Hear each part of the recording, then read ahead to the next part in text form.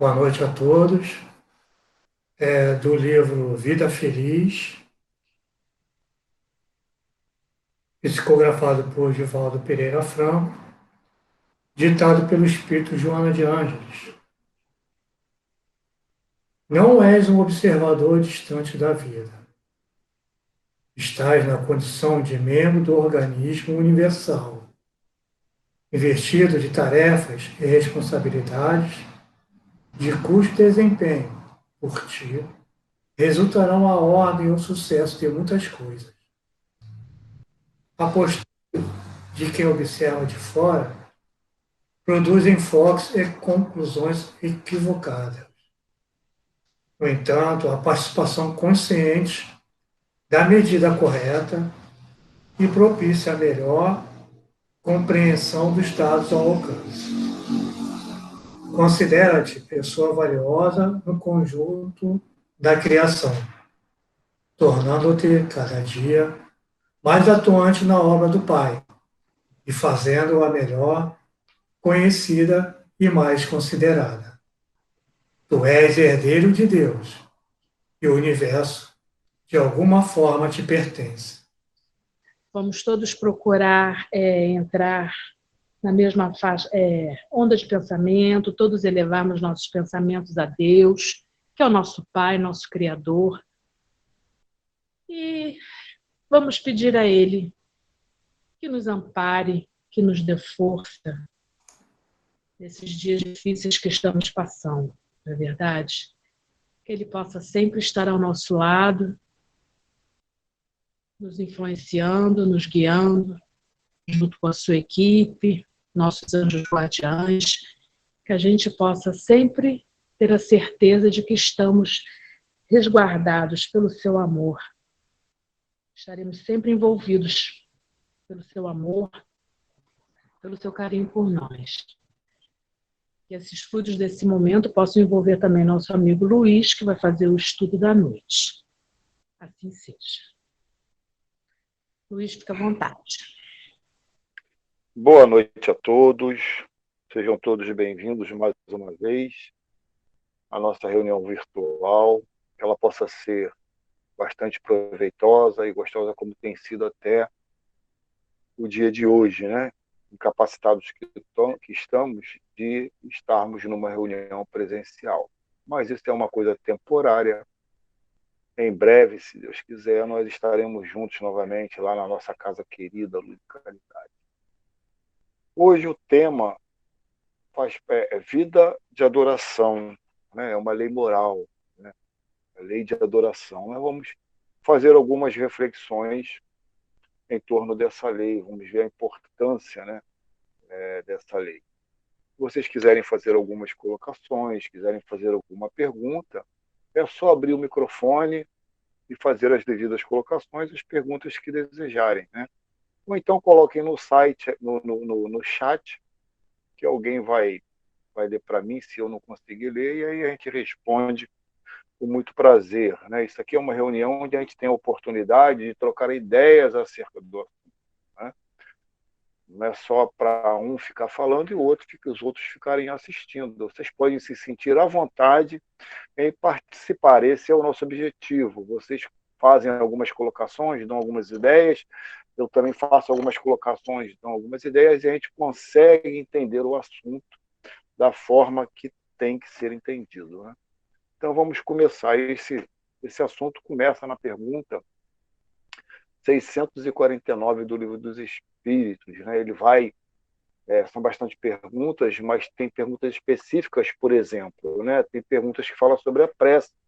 A prece ela vai estar inserida nesse capítulo de adoração, mas eu não coloquei todas as perguntas relacionadas à prece, porque nós temos um estudo lá para frente, né, que vai falar sobre a prece. Então, para não se tornar repetitivo, eu coloquei somente duas perguntas que estão mais diretamente ligadas ao que nós vamos tentar discutir hoje.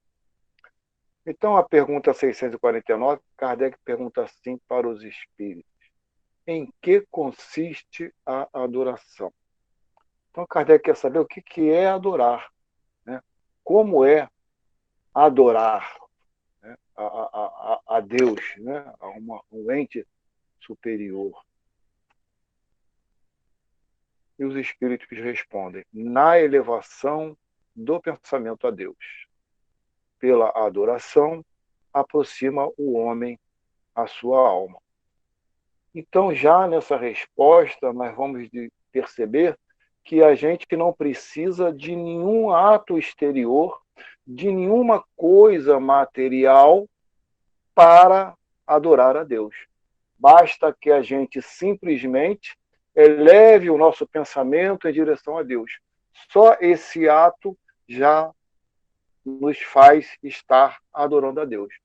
É lógico que nós vamos respeitar as pessoas que se utilizam de determinados atos materiais, de determinadas coisas, para poderem adorar a Deus. Isso talvez até funcione de uma forma psicológica, pode fazer com que ela se sinta com mais certeza daquilo que ela está fazendo, se sinta assim mais forte na sua forma de adorar.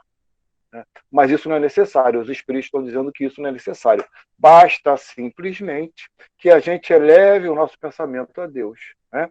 Fazendo isso, a gente consegue se aproximar de Deus, a nossa alma se aproximar de Deus.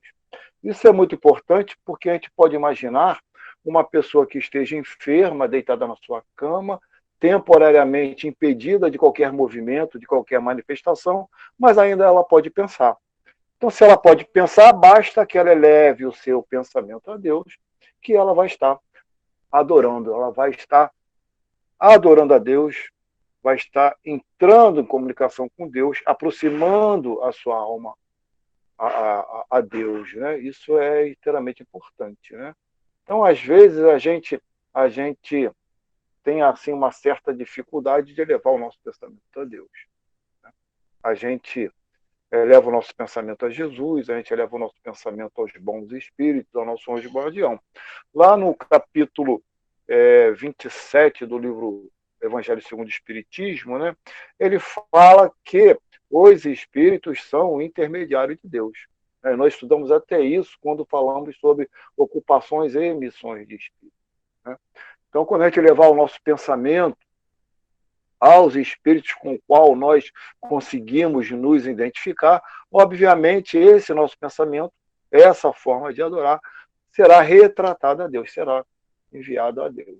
Então, mas basta, e o importante é o que está ali, basta que nós elevemos o nosso pensamento a Deus, que a nossa alma se aproxima de Deus.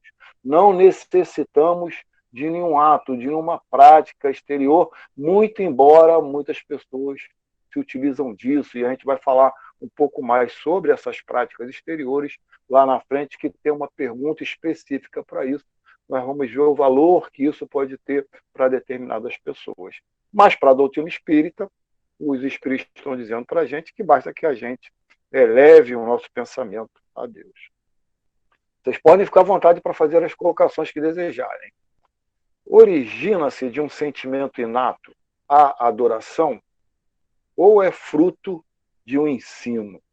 Né? O que vocês acham? Se a adoração é um sentimento inato que já vem com a gente, que já nasce dentro da gente, como a ideia de Deus, né? Nós temos a ideia, a noção, a ideia de Deus, isso é uma coisa inata dentro da gente.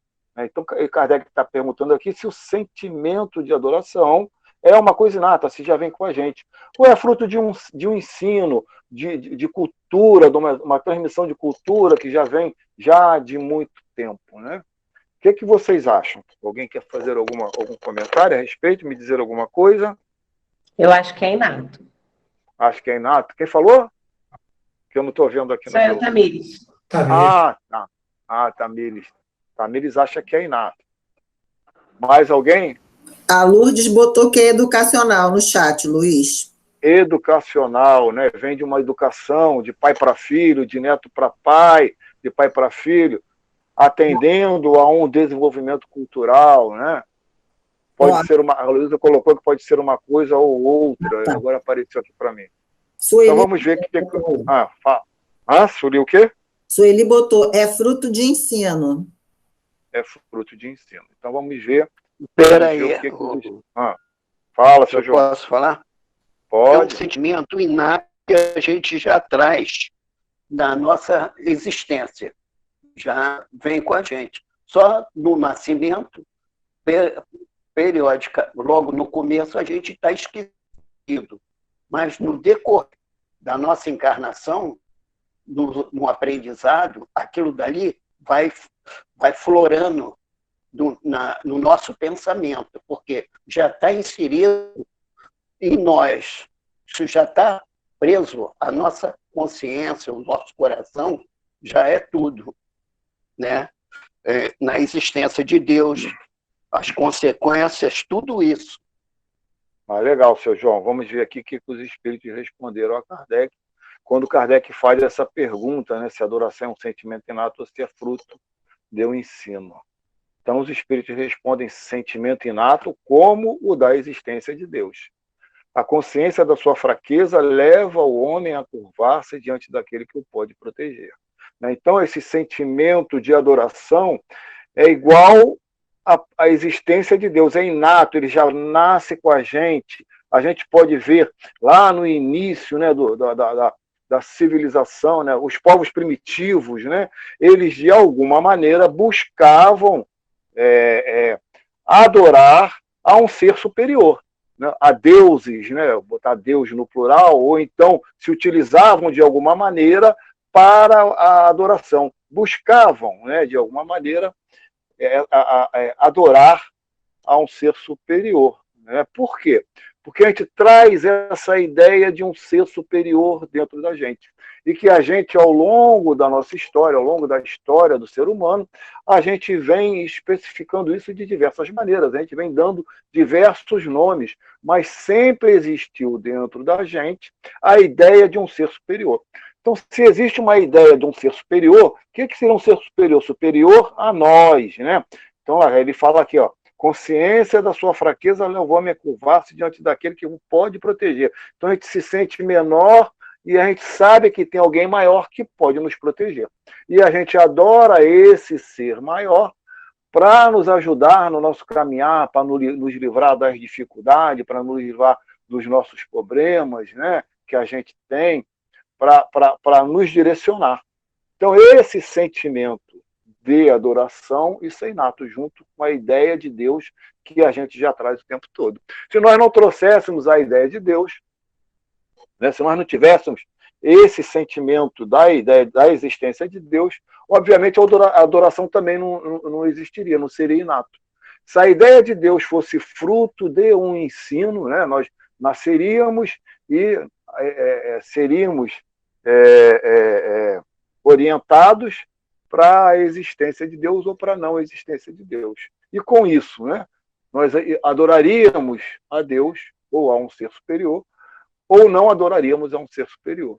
A gente pode falar aqui, por exemplo, dos ateus, né? Ser ateu, o ateu não é um sentimento inato. Ateu é fruto da razão, onde o ser que se diz ateu busca, através da razão, negar a existência de Deus, né? Então é diferente do fato de ateu. Essa adoração, essa ideia de Deus, isso já nasce com a gente. O ateu não, ele tenta, através da razão, buscar negar a existência de Deus. Mas ele também nasce com essa ideia de um ser superior, esse sentimento inato de adoração. Ele só busca, através da razão, negar a existência disso. Alguém quer fazer alguma colocação? Eu quero. Então pode falar. É o seguinte, você está falando, mas eu estou sentindo que seja assim como a pessoa for um adulto. Eu estou falando como você nasce. Quando criança, você não tem essa noção. Os seus pais, eles colocam para você. No caso, colocaram para mim. Olha, vamos rezar para o Papai do Céu. Está entendendo? Foi colocando isso na mente, por exemplo, minha, nos meus irmãos. Eu acredito que tenha sido por ensino. Agora, tudo bem que eu já venha com isso, eu concordo.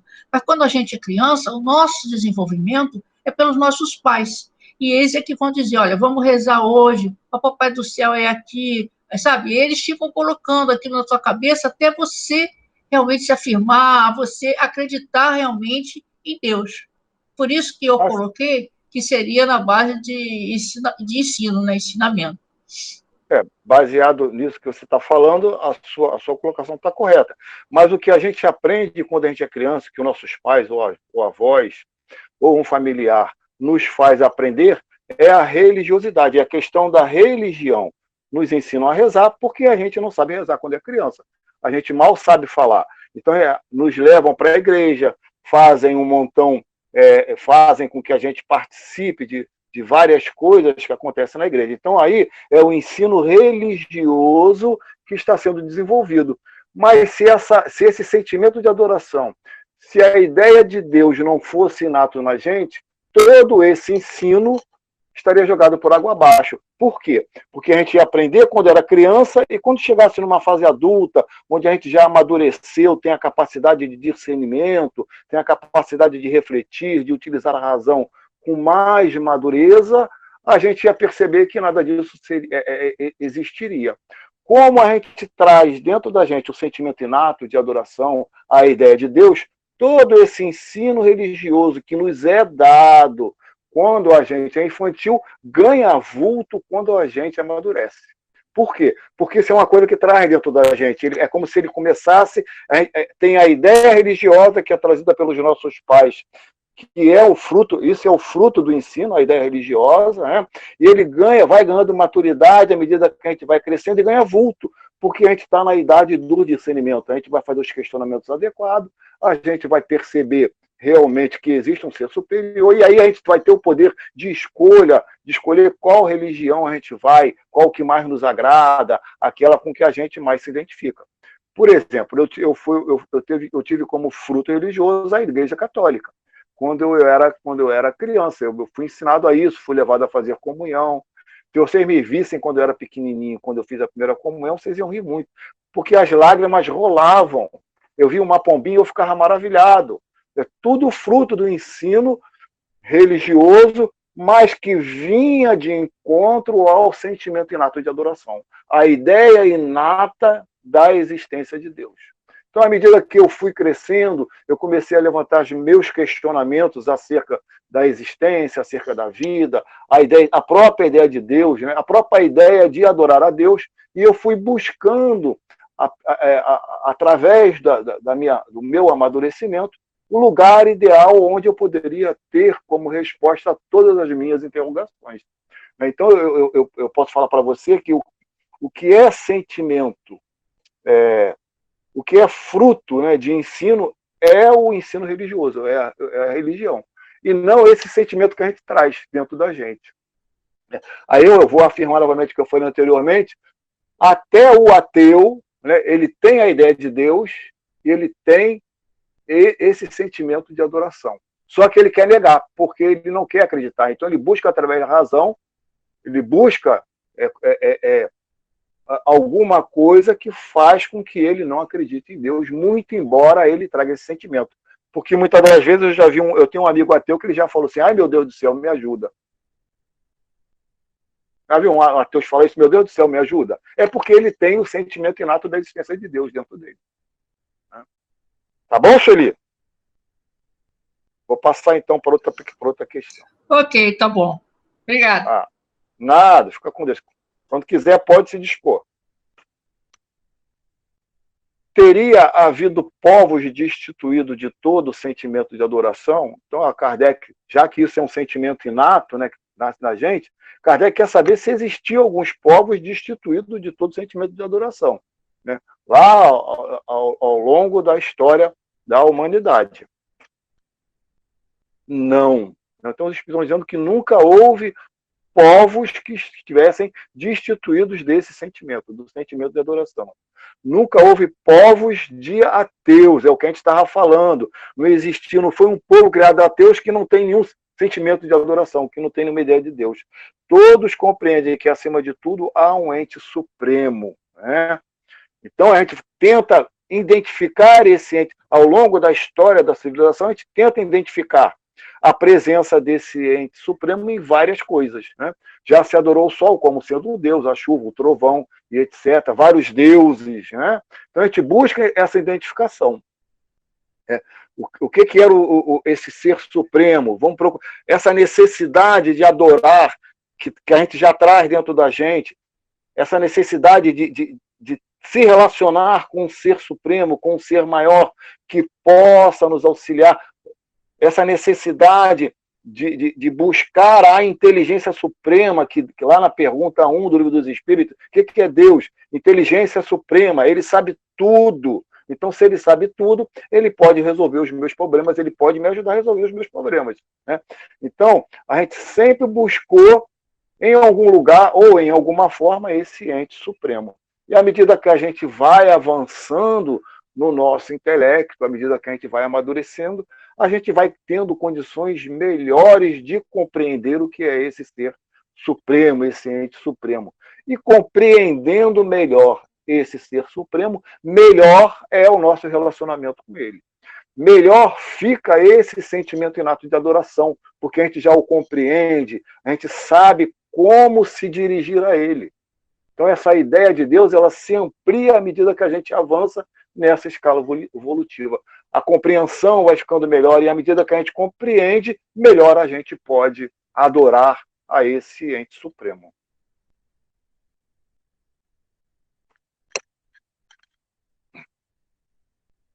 Poder-se-á considerar a lei natural como fonte originária da adoração? Então, Kardec quer saber se a lei de adoração está dentro da lei natural, né? A adoração está na lei natural, pois resulta de um sentimento inato no homem. Por essa razão é que existe entre todos os povos, se bem que sob forma diferente, né? Então, o que é a lei natural? Vamos lembrar a Marli, lá do nosso lar, ela apresentou esse trabalho, ela falou sobre lei natural para a gente, né? Então, o que é lei natural? É a lei de Deus. Então, se a gente tem o sentimento inato da existência de Deus dentro da gente, a gente vai adorar a Deus. Isso é um sentimento que vai acompanhar, esse sentimento inato de adoração vai acompanhar a ideia de Deus que nós trazemos dentro da gente. Isso vai estar dentro da lei de Deus, obviamente, né? O que é a lei de Deus? É a única capaz. O que é a lei de Deus? O que é a lei natural, né? Que é a mesma coisa. É a única capaz de nos fazermos felizes. Sem a lei de Deus, a gente não consegue ser feliz. Fugindo do comportamento que é nos orientado pela lei de Deus, nós não conseguiremos atingir a nossa felicidade. Então, esse sentimento que a gente tem que adora a Deus, a gente numa aflição, a gente recorre a quem, né? A gente vai a Deus, ou então aos seus intermediários, né? Jesus, aos bons espíritos. A gente busca a gente busca essa adoração, essa forma de comunicação para poder nos auxiliar, para nos confortar, para nos abrir os nossos horizontes, as nossas ideias. Então, a lei de adoração, ela é uma lei natural porque ela é um sentimento inato. A gente traz junto com a ideia de Deus dentro da gente, né? E é a única que pode nos fazer felizes. Se comportar em desacordo com a lei de Deus, a gente não vai conseguir ser feliz. A gente vai pensar que é feliz em algum momento, né? Mas, na verdade, essa felicidade vai se esvair com muita felicidade. A gente vai voltar novamente ao quadro infeliz anterior, né? Então, a lei de adoração é uma lei divina, né? Necessária a todos nós, principalmente nessa condição de espíritos imperfeitos ao qual nós nos encontramos. Nós necessitamos muito, né, de adorar a Deus, né, de estar se relacionando com Ele, de aproximar, como disse lá na primeira pergunta, a nossa alma a Deus. Sem fazer isso, nós vamos encontrar muita dificuldade, porque a gente está num processo inicial de aprendizado de como viver, como cumprir as leis de Deus. Essas leis de Deus que nós conhecemos agora, né? E que para a gente parece ser muito difícil de se cumprir, haja feita que a gente tem sofrido muitas vezes por conta de desacertos na forma como a gente se comporta, né? Então a gente vai ver mais lá na frente, inclusive, que a adoração não vai ser somente, ou ela não vai ficar reduzida somente à elevação de pensamento a Deus. Existe mais uma coisinha aí, que a gente vai ver um pouquinho lá na frente daqui a pouco. É importante a gente elevar o nosso pensamento a Deus para adorar a Deus, mas a gente vai ter que complementar isso de alguma maneira, que a gente vai ver um pouco mais lá para frente, eu não vou me antecipar. Precisa de manifestações exteriores à adoração. Então, a gente está falando aqui da adoração como elevação do pensamento a Deus. Então, Kardec quer saber se, além disso, se a gente precisa de manifestações exteriores para adorar a Deus. A adoração verdadeira é do coração. Em todas as vossas ações, lembrai-vos sempre de que o Senhor tem sobre vós o seu olhar. Então, a verdadeira adoração é do coração. A gente não precisa de mais nada para adorar a Deus. De mais nada, de nenhuma manifestação exterior. Não há a necessidade disso. Basta somente adorar de coração. O que é adorar de coração? É você sentir esse momento de adoração, é você buscar se aproximar de Deus com sinceridade, com respeito. Nós vamos ver isso lá na frente, quando a gente falar nas duas perguntas da prece, com fé, com segurança, através das nossas ações, porque não basta somente a gente adorar de coração ou levantar nosso pensamento, elevar nosso pensamento a Deus. Basta que as nossas ações, também as nossas ações no nosso dia a dia, tem que estar em acordo com a elevação desse pensamento.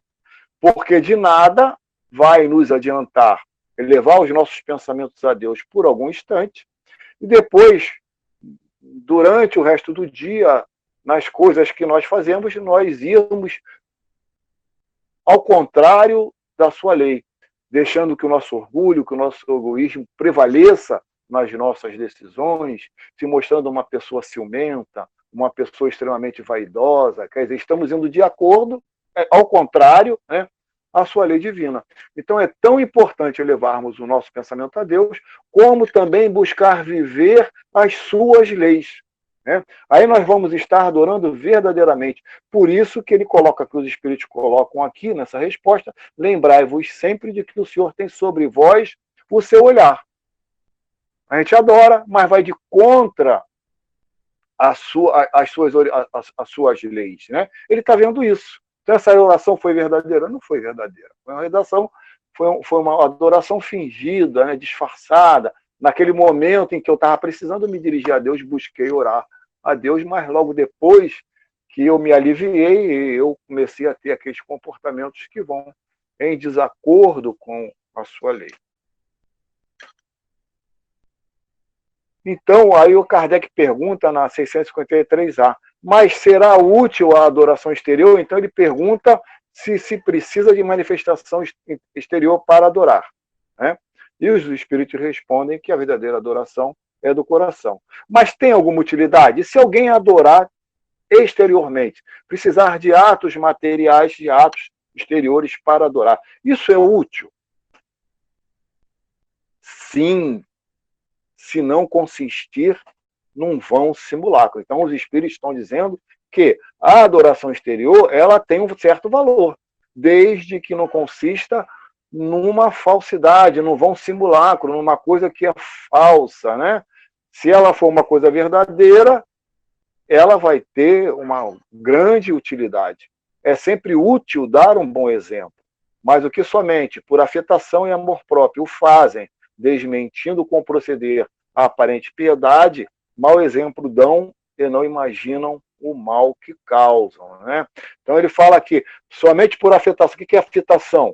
Nós vamos adorar a Deus por afetação, por fingimento, Vamos colocar o amor próprio. O amor próprio é característica do orgulho, Se a gente só faz isso,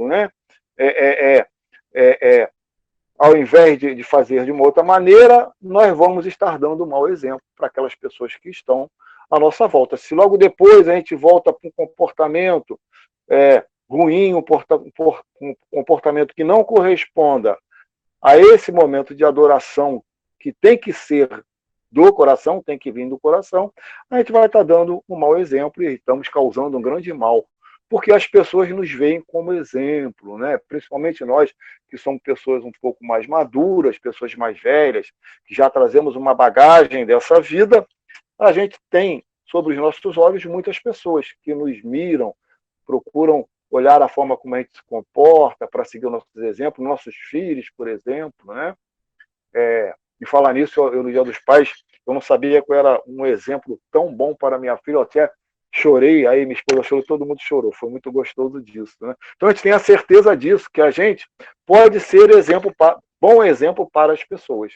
Mas se a gente faz as coisas com afetação, colocando amor próprio, a gente está fazendo um mau exemplo, está causando um mal muito grande.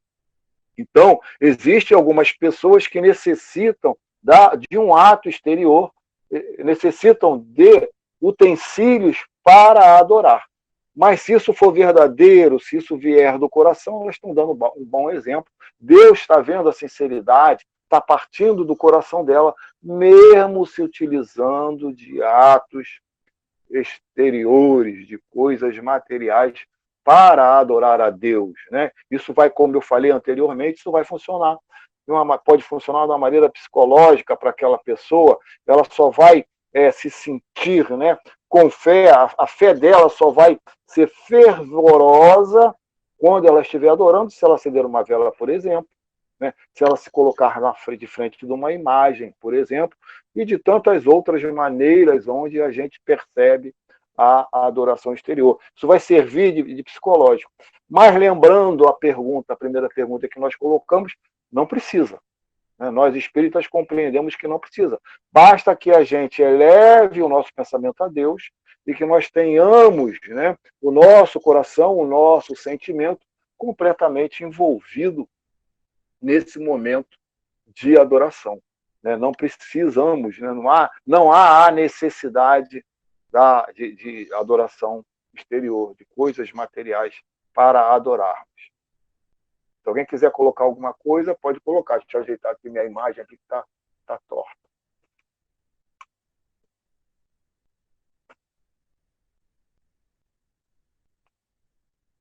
Tem Deus preferência pelos que o adoram desta ou daquela maneira? Então, Kardec está perguntando se Deus tem preferência para os que adoram de uma maneira ou os que adoram de outra maneira. A gente pode botar o exemplo, aqueles que adoram através de pensamento, que não se utilizam de atos exteriores, ou aqueles que se utilizam de atos exteriores.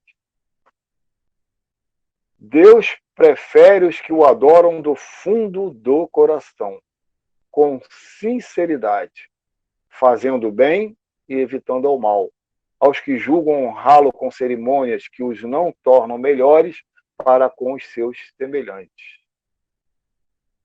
Então, do fundo do coração, a preferência que Deus tem, independente da forma como nós estaremos adorando a Deus, né?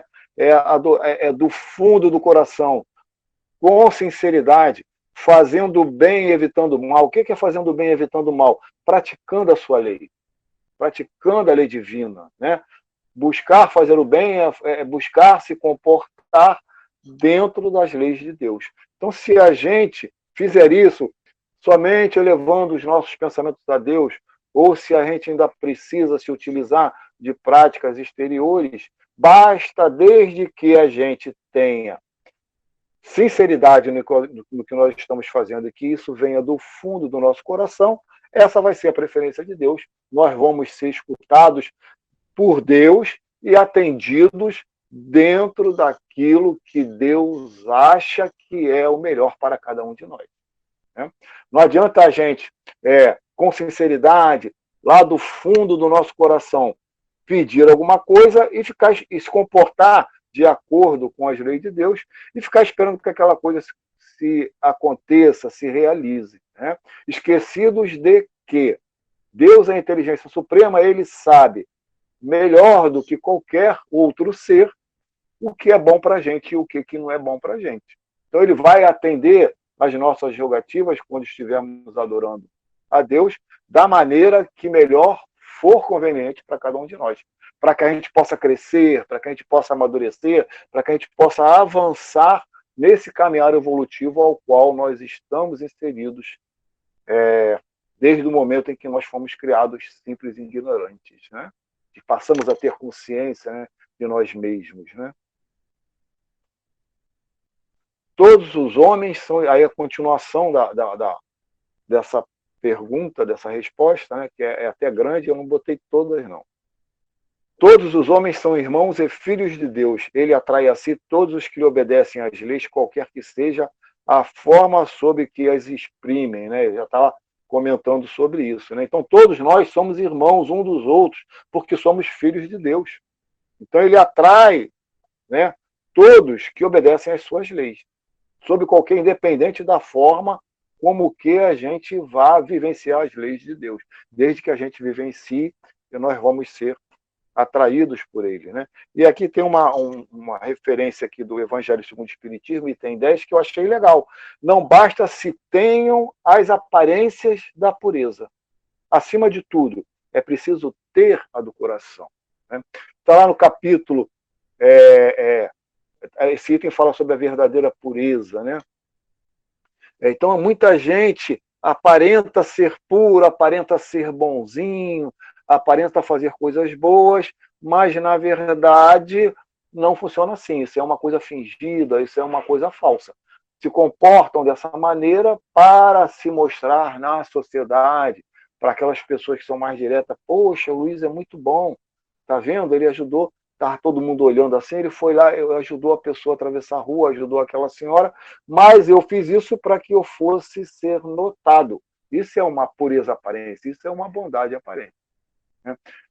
Acima disso, é preciso que isso, tudo que eu faço, que essa vivência, por exemplo, das leis de Deus, venha do coração.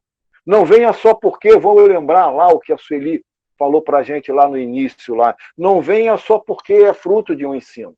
Eu não posso ser bom porque me ensinaram que eu tenho que ser bom. Eu tenho que ser bom quando isso começar a viver dentro do meu coração, quando isso começar a sair do meu coração, porque senão eu só vou ter aparência. Aí eu tenho que ser bom porque quando eu era criança ou quando eu era adolescente, me ensinaram que eu tenho que ser bom. Então eu não vou saber ser bom se isso for somente um fruto de ensino. Se não estiver aliado ao que eu sinto, ao meu sentimento, ao meu coração, a expressar, a minha emoção. Né? Oi. Pode falar. Pode falar. É só ele que está falando. Mas eu, quando falei ensino, eu não cheguei até aí. Eu não falei que seria isso aí. Eu falei que seria ensino por causa dos pais da gente. Agora que a gente, depois, quando cresce, a gente faz a nossa opção. Eu podia muito bem conseguir continuar na católica, mas dentro de mim não diz isso. Então, eu não posso continuar num lugar que não me faz bem. Está entendendo? Isso, por isso que eu estudo a parte espiritual, porque isso é que quer me dizer. Sempre foi isso. Entendeu? Quando eu comecei a me entender por gente, era isso que eu queria. Então, eu sempre estudei, eu sempre procurei. Quer dizer, isso aí foi uma coisa que eu escolhi. Mas o que você está falando não tem nada a ver com o que eu falei no início. Tá?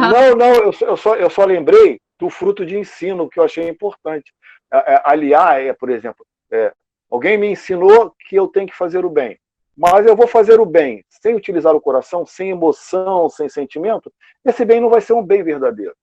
Ele vai ter uma aparência de bem, né? Muito embora, por exemplo, vamos lembrar uma coisa que eu sempre falava lá no Luz e Caridade quando eu fazia estudo voltado para o bem. Um político que entrega cesta de alimento em época de eleição, ele está fazendo bem? Responde aí, gente. Está fazendo bem? Não, ele está querendo aparecer, né? Não, ele está fazendo bem, sim. Está fazendo bem. Quem distribui cesta de alimento para quem precisa, está fazendo bem. Mas se ele, quando ele faz essa cesta de alimento, ele se utiliza desse ato de distribuir cesta de alimento para quem precisa, para granjariar votos, vai um santinho junto, ele já está com interesse. Então, essa aparência de pureza, que é a distribuição da cesta de alimento para quem precisa, é só uma aparência.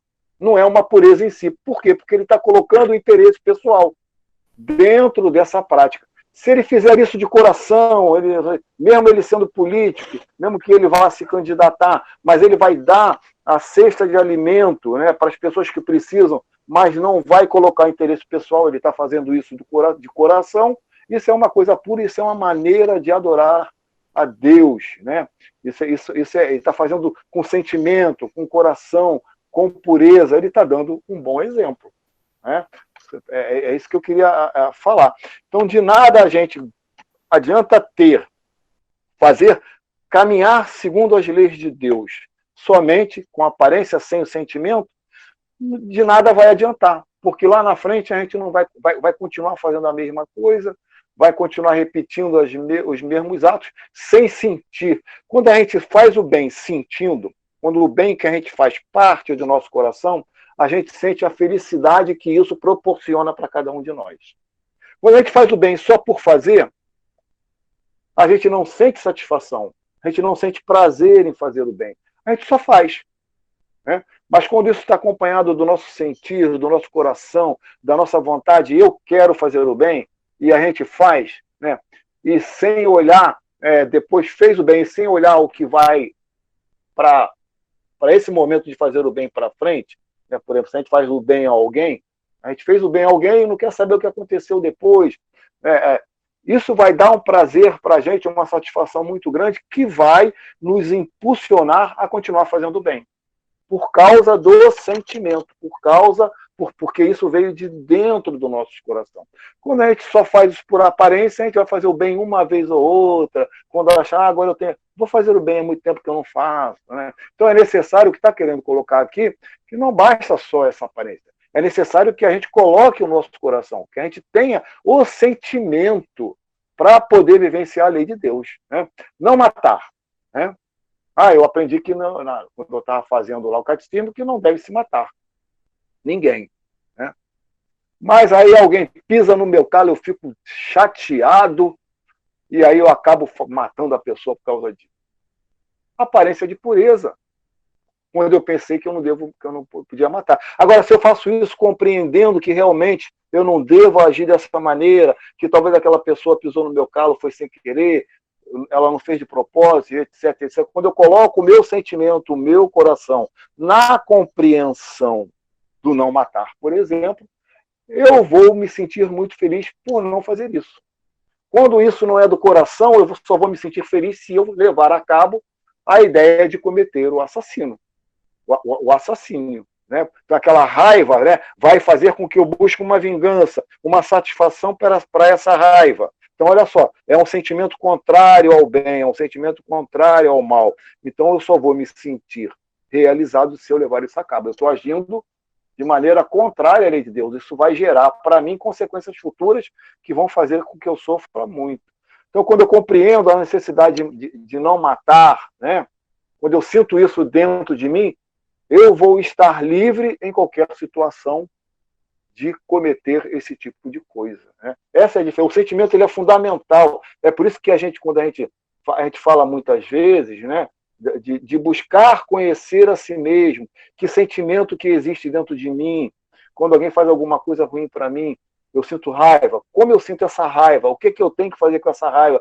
Para a gente poder ir melhorando o nosso sentimento, para a gente poder se livrando aos pouquinhos, né, desses sentimentos ruins que nos levam a cometer atrocidades, nos levam a ir em desencontro com a lei de Deus. Por isso que é importante a gente estar sempre revendo, a gente adorando a Deus, elevar o nosso pensamento a Deus, se aproximar dele para que ele nos oriente. Qual o melhor meio de eu proceder em determinada situação, aonde eu me sinto ultrajado muitas das vezes, aonde eu sinto com raiva, sinto determinados sentimentos que não são sentimentos que estão dentro daquilo que Deus deseja para todos nós. Merece censura aquele que pratica uma religião em que não crê do fundo da alma, fazendo apenas pelo respeito humano e para não escandalizar os que pensam de modo diverso? Nisto, como em muitas outras coisas, a intenção constitui a regra. Não procede mal aquele que, assim fazendo, só tenha em vista respeitar as crenças de outrem. Procede melhor do que um que as ridiculize, porque então falta a caridade. Aquele, porém, que a pratique por interesse e por ambição se torna desprezível aos olhos de Deus e dos homens. A Deus não podem agradar os que fingem humilhar-se diante dele, tão somente para granjear o aplauso dos homens, né? Então, isso é uma coisa muito importante. Eu, por exemplo, sou muito convidado a participar de atos religiosos que vão diferentes da religião que eu abraço nesse momento, que é a religião espírita. Muitas vezes eu vou à Igreja Católica assistir missas de ação de graças, missas de 7º dia, missas disso, missas de 15 anos, e eu vou com muito prazer, porque eu estou levando em consideração a fé que aquela pessoa tem, a crença que aquela pessoa me convidou.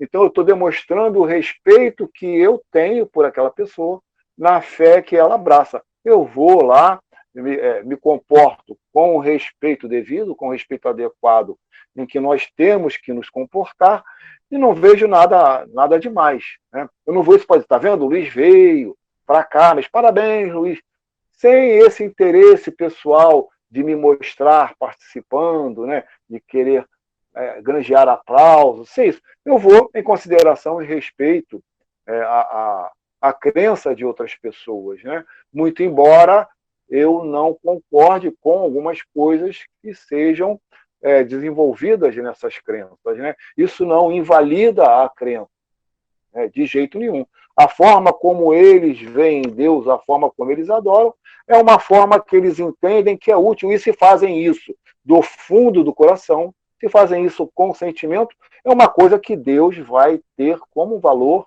inestimável. É uma coisa útil, é uma coisa que vai surtir os efeitos desejados, né?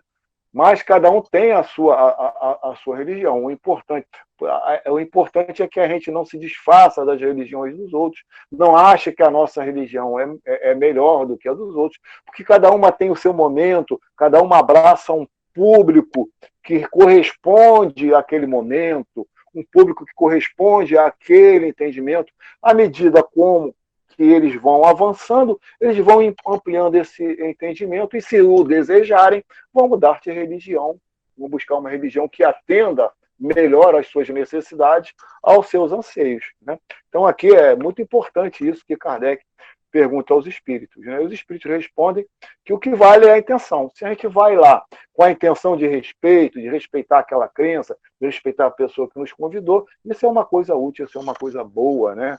Jamais vai ser censurado. A adoração individual será preferível à adoração em comum? Então, aqui Kardec está perguntando se a gente tem falado até então da adoração individual, onde a gente eleva o nosso pensamento a Deus. Aqui ele está falando de várias pessoas elevando o seu pensamento a Deus, né? Se é preferível isso a outra, né? Reunidos pela comunhão dos pensamentos e dos sentimentos, só para alertar, tá vendo? Aqui os espíritos colocam pensamento e sentimento. Mais força têm os homens para atrair a si os bons espíritos. O mesmo se dá quando se reúnem para adorar a Deus. Não creias todavia, que menos valiosa seja a adoração particular, pois que cada um pode adorar a Deus pensando nele, né? Então, se a gente particularmente vai para o nosso quarto, né, lá no Evangelho segundo o Espiritismo, no capítulo que fala sobre a prece, ele fala que para a gente se recolher, ficar em particular, isolado, né, para pensar em Deus, se a gente consegue obter resultados magníficos, né, nessa adoração particular, imagine quando a gente tem comunhão de pensamentos, comunhão de sentimentos. Lembra quando Jesus falou, onde 2 ou mais estiverem reunidos, aí eu estarei presente. Isso não significa que um só, né, pensando em Deus, ele não vai estar presente. Vai. Mas a sua presença vai ser mais sentida. Aquilo que a gente quer realizar, quando a comunhão de pensamentos e de sentimentos ganha mais força, coisas magníficas poderão se operar a partir desse momento. E é lógico, aí vamos lembrar o feixe de vara. Uma vara só, se a gente fizer muita força, ela pode se quebrar. Mas várias varas amarradas, né, é muito mais difícil de ser quebrado. ela vai resistir muito mais à força contrária que vai se fazer nela do que somente uma força. Então, a comunhão de pensamentos e de sentimentos tem uma força muito grande para resistir às más influências, aquilo que vem ao contrário. Mas isso não significa que adorar particularmente, sozinho, somente uma pessoa, não tenha lá nenhum poder. Não se consiga, adorando particularmente, atingir o objetivo que a gente pensa em atingir.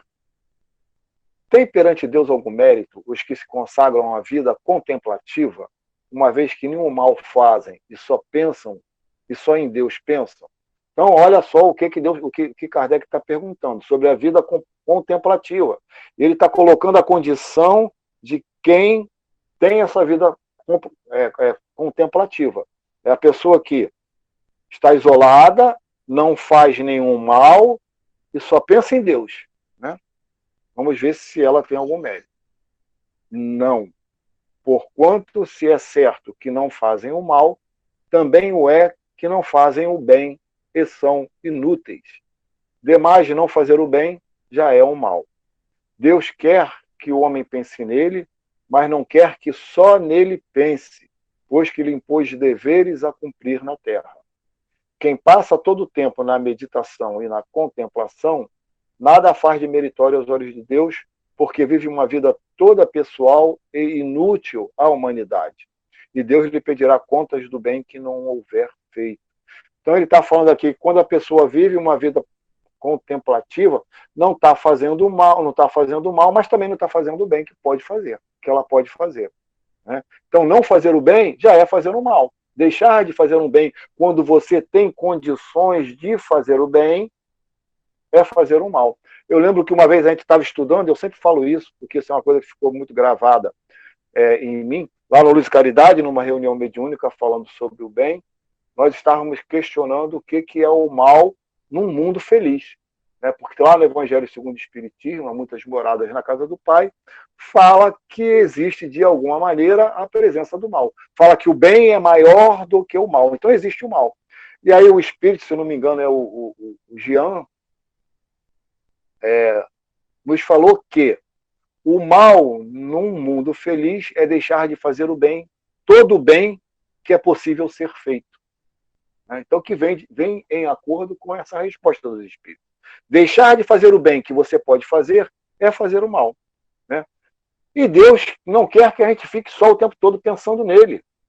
Quer que a gente pense também na gente. A gente tem obrigações a ser realizadas aqui no nosso, deveres a serem realizados aqui na nossa Terra. Vamos lembrar lá parte da resposta da pergunta 132 do Livro dos Espíritos, qual o objetivo da encarnação? Né? Quando ele fala fazer a sua parte na obra da criação. Então nós temos deveres a cumprir.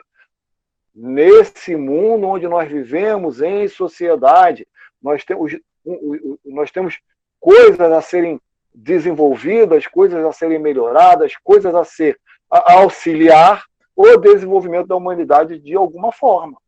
Então nós não podemos ser inúteis ao vivermos uma vida de contemplação, nos isolarmos, só pensarmos em Deus e procurarmos não fazer o mal. Porque a gente só está pensando na gente, a gente não está se relacionando com ninguém, a gente não está sendo útil à humanidade, a gente não está cumprindo o nosso dever, a gente não está fazendo a nossa parte na obra da criação. Nós só estamos lá parados, pensando em Deus o tempo todo. Né? Então Deus não quer isso, que a gente só fique pensando nele. Né? Ele quer que a gente pense em outras coisas. Nós estamos aqui para isso. Em que vai ter como possibilidade de crescimento, de evolução, a gente ficar recluso em determinado local o tempo todo só pensando em Deus? Em nada nós vamos crescer, em nada nós vamos avançar. E a vida, ela requer dinâmica, ela requer ação. Então é necessário que a gente haja na vida, que a gente busque praticar o maior número de vezes o bem. que a gente busque ser útil à humanidade. Com isso é que a gente vai crescer. Com essa dinâmica da vida, essa dinâmica de ações, é que a gente consegue amadurecer o nosso pensamento, desenvolver o nosso intelecto, começar a diminuir a influência que a matéria exerce sobre nós. É dessa maneira que a gente consegue avançar.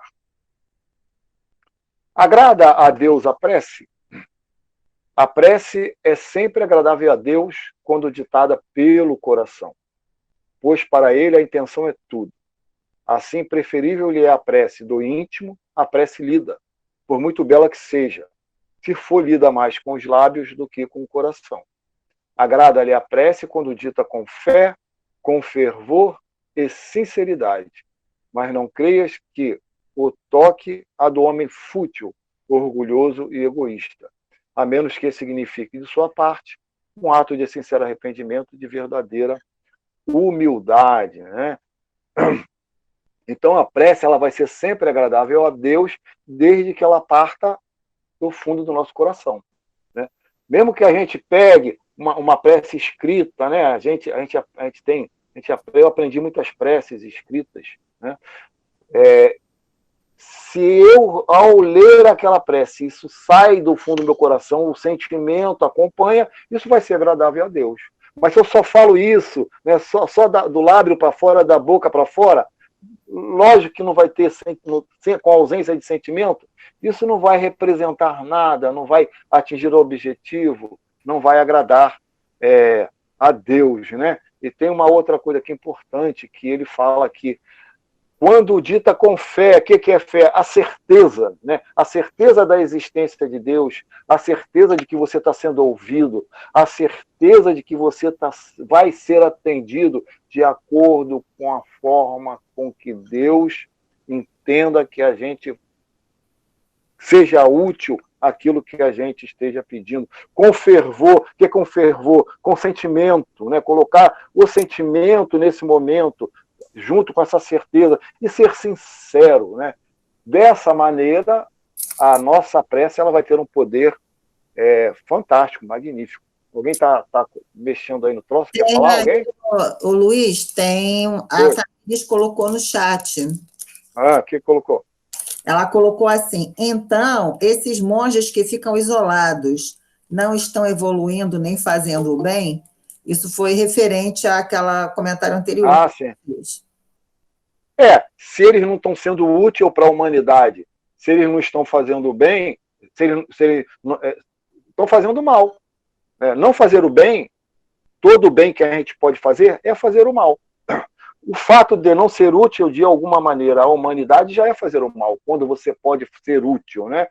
Vamos pegar um monge desse e vamos sair para a rua. Aí alguém vê que ele é um monge, se aproxima dele. Ai, que bom que eu encontrei o senhor, estou precisando de uns conselhos, porque minha vida está muito difícil, não sei o quê. E abre o seu coração para aquele monge. Mesmo que ele fale que Deus te abençoe, aquela pessoa vai ser confortada, ele fez o bem, ele foi útil para a humanidade, né, para aquela pessoa. Se ele não faz isso, se ele só fica o tempo todo lá, eu não vou dizer que ele não está evoluindo, porque a força do progresso acaba nos empurrando, mas de certa forma, ele se encontra estacionário. Ele está deixando de fazer o bem, mas também não está fazendo o bem. Não fazer o bem é fazer o mal. Então, ele se encontra numa postura estacionária. Se ele avança muito, mas muito pouco mesmo, né? Ele praticamente entra e sai na mesma situação. Qual o caráter geral da prece?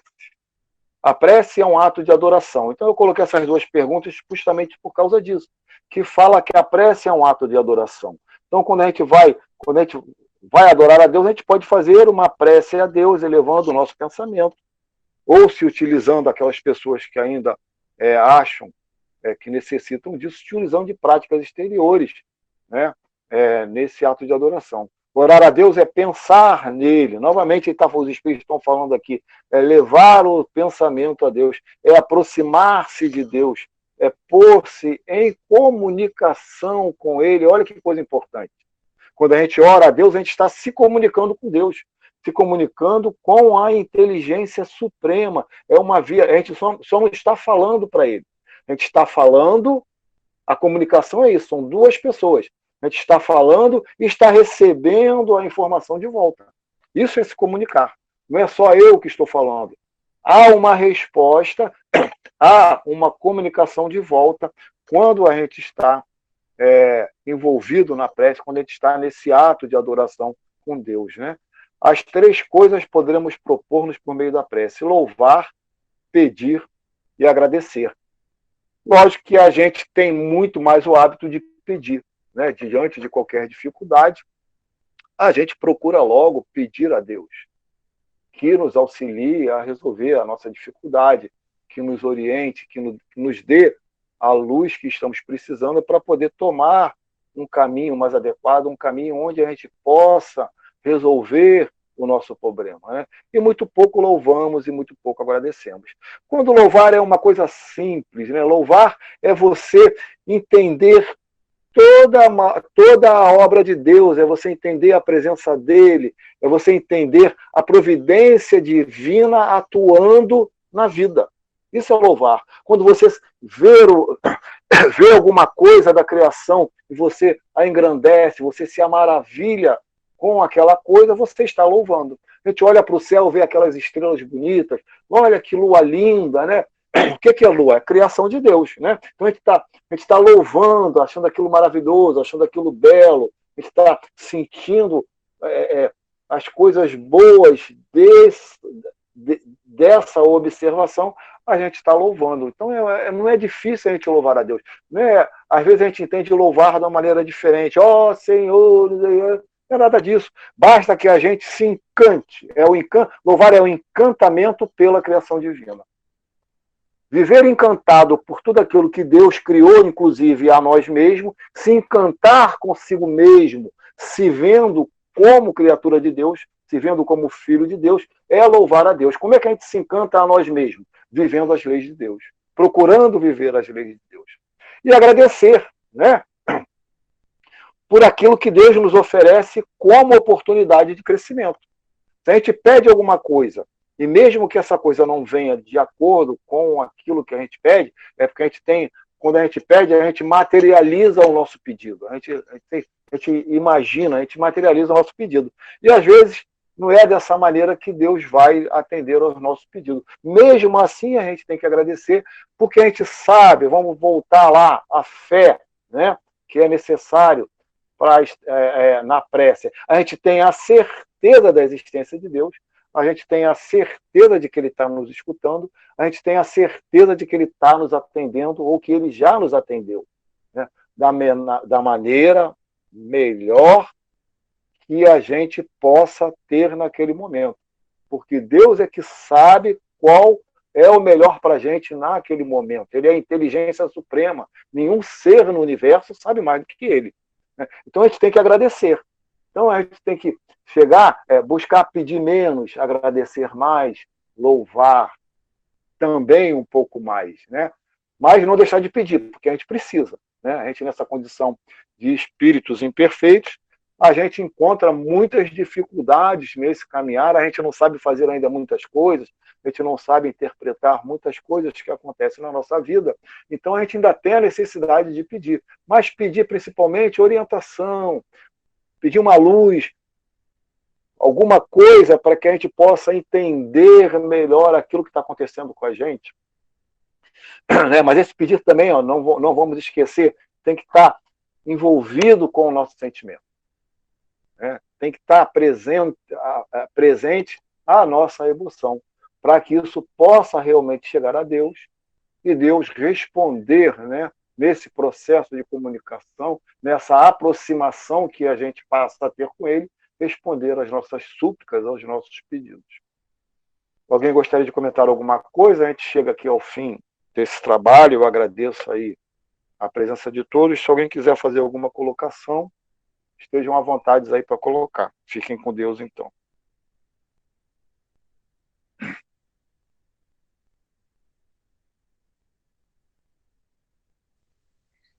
Boa noite. Eu passo para tudo. Tá, obrigada.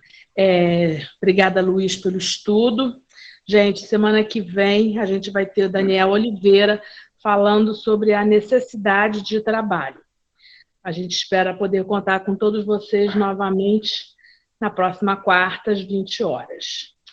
Vamos aproveitar, então, o envolvimento do estudo, um estudo que fala sobre como amar a Deus. Vamos elevar nosso pensamento ao nosso Pai. Agradecer a Ele a nossa caminhada.